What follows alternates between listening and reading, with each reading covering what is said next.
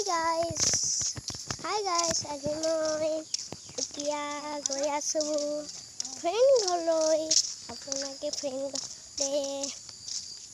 ইটো বা ইটো লৈ সেই থকা নাই। এতিয়া মই ফ্ৰেণ্ড ঘৰলৈ গৈছোঁ।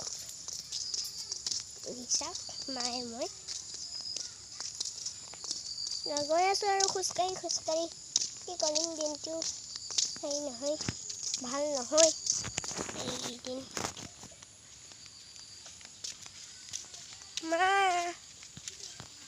মা আৰু মই গৈ আছোঁ আৰু কি কৰিম।